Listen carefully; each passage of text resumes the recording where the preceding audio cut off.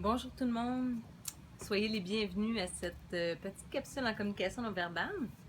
Pour ceux qui ne me connaissent pas, mon nom est Linda Valade, je suis fondatrice de la firme Verum et enseignante en communication non verbale. Cette semaine, je vous ai fait une petite capsule sur l'authenticité et j'aimerais poursuivre en fait dans le même sujet, mais davantage dans la reconnaissance d'authenticité. Est-ce que ça vous est déjà arrivé de voir un discours et de vous dire c'est drôle, ça sonne faux, le message est intéressant, mais j'adhère pas au discours. Et si vous enseignez ou si vous vous adressez à des gens, vous êtes peut-être dit en même temps, mon Dieu, je voudrais pas que ça m'arrive à moi. Alors, on va éplucher un petit peu pourquoi certains discours sonnent faux alors que d'autres vont passer très très bien. Et pourtant, parfois, c'est le même discours, c'est le même message. Alors, pourquoi ça se passe? En fait, c'est quand on est dans notre tête, quand on a préparé un discours et qu'on veut absolument ne rien oublier, on tombe davantage en mode contrôle. Alors, le message passe un peu plus par la tête, davantage cognitif cérébral.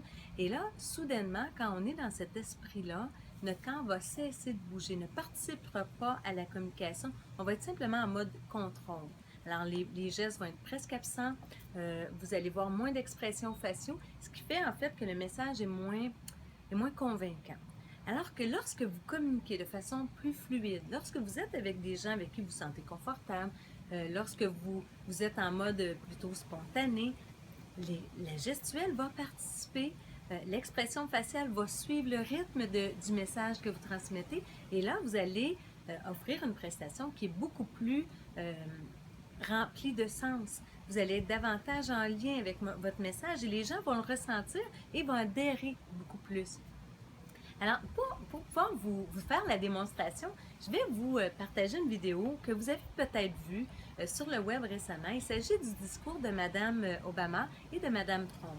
C'est drôle parce que c'est exactement le même discours qui est véhiculé par les deux dames et pourtant un des deux est beaucoup plus fluide que l'autre. Et là, on ne débattra pas sur le fait que c'est le même discours, hein? Je pense que le web l'a déjà débattu à plusieurs reprises, mais regardez simplement la gestuelle qui va participer davantage chez une dame que chez l'autre. Alors, voici la vidéo. Barack and I were raised with so many of the same values, like you work hard for what you want in life. That your word is your bond, that you do what you say you're going to do. My parents impressed on me the values that you work hard for what you want in life, that your word is your bond, and you do what you say and keep your promise. That you treat people with dignity and respect, even if you don't know them and even if you don't agree with them. That you treat people with respect. They taught and showed me values and morals in their daily life. That is a lesson that I continue to pass along to our son. And we need to pass those lessons on to the many generations to follow. And Barack and I set out to build lives guided by these values and to pass them on to the next generation because we want our children and all children in this nation to know that the only limit to the height of your achievements is the reach of your dreams and your willingness to work hard for them. Because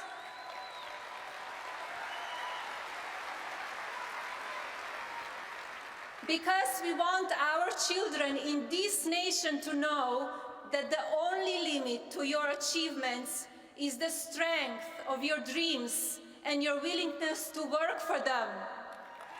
Vous voyez, Madame Obama, dans son discours, les gestes sont plus hauts. Le mouvement de tête est fluide. Elle participe, il y a de l'émotion dans son visage, contrairement à Madame Trump qui, elle, les bras sont presque collés sur le corps. Ses gestes sont saccadés. Quand elle bouge la tête, c'est saccadé. Même son regard est saccadé. Ce qui nous démontre qu'elle est beaucoup plus en contrôle dans sa tête. Donc, les deux ont appris le même discours. Et pourtant, un le livre avec ressenti, avec émotion. Elle vibre davantage son message et systématiquement, elle vient nous chercher davantage. Vous comprenez? Alors, tout vient du fait que lorsqu'on est en contrôle et qu'on communique et qu'on est au moment où si on est en contrôle dans notre tête, mais on va être forcément moins connecté à la personne devant nous. Vous voyez, c'est des enseignements qui sont simples, mais maintenant, vous les savez, vous allez pouvoir les repérer. Et j'ai la chance, vous savez, de gagner ma vie à transmettre ces enseignements-là. Pour moi, c'est une passion. J'ai étudié durant de nombreuses années, j'étudie encore aujourd'hui et j'enseigne j'enseigne dans le milieu de la sécurité, dans le milieu des affaires. Et il y avait tout un public que je ne pouvais pas rejoindre, qui est le grand public, qui est vous, à travers le web. Et grâce à ces capsules, en fait, je m'offre ce cadeau de partager avec vous. J'espère que ça vous plaît. Ce que j'aimerais, par contre, on parle de communication, hein, vous savez, je veux que ce soit bidirectionnel, je veux que vous me répondiez, que vous me dites, Linda, je trouve ça intéressant, j'aimerais ça que tu me parles de tel sujet. Si vous croyez qu'il y a des gens dans votre environnement qui aimeraient aussi ces enseignements, n'hésitez pas à le partager, parce que du coup, vous allez m'aider à atteindre cet objectif que je me suis donné humblement cette année, d'enseigner au plus grand nombre possible dans la francophonie mondiale de façon gratuite à travers ces petites vidéos.